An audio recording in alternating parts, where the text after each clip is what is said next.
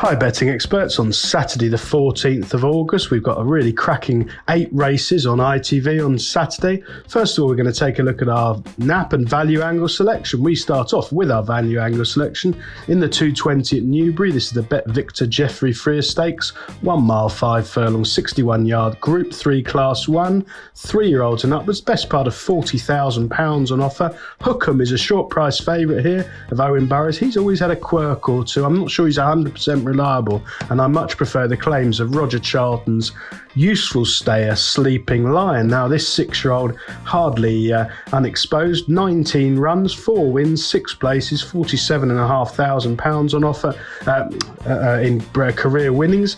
Returned from 206 days off at Kempton on the all-weather to make a winning start for this stable, having been with James Fanshawe before. That was a really taking and useful performance. Then not at his best at Ascot in the Copper Horse Stakes, a handicap there, beaten 8 1/4 lengths, given an injudicious ride. I thought last time out, over 2 miles at Newbury, he was extremely eye-catching behind Scaramanga, under 9.5. Ridden by Buick. If you watch that run back, he was dropped out right in the last pair, miles off the pace, hanging when first closing, but travelling really strongly, not really ever landing a blow. He's back to a mile 5, he's back to, up in class here though to a Group 3, but I'm expecting a much more positive ride from Buick. Decent ground suits ideally. I think he'll go very close here with conditions to suit, and as I say, I do think that Hookham is a very vulnerable short-priced favourite.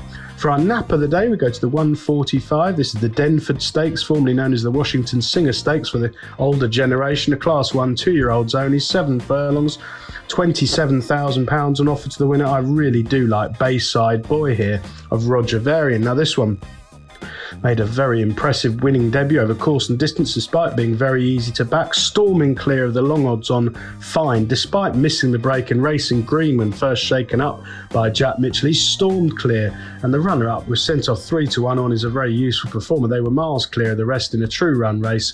That is very solid form. The ground was on the easier side of good. I would imagine it'll be on the faster side of good by the time we get to Newbury on Saturday, but Bayside Boy has got loads of scope to keep on improving, and I know that Connections will be devastated if he can't take this valuable listed prize. The remaining 6 other races on ITV, we'll spin through them in time order.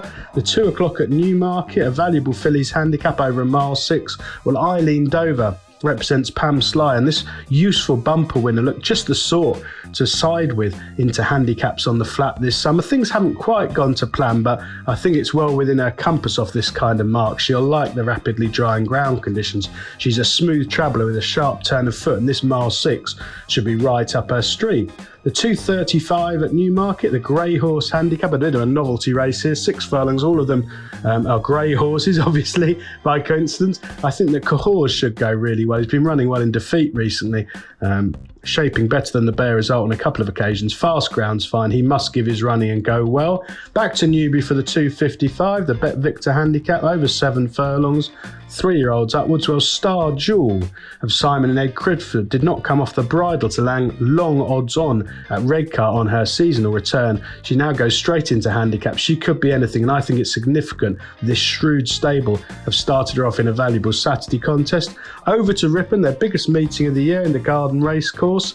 The 3:10, the consolation for the Great St Wilfrid later on the card. Well, Troubadour's caught my eye a couple of times. He's been falling down the weights. I don't think he got home last time. He's back to sprinting. I think he's overpriced with Noel Rennan booked.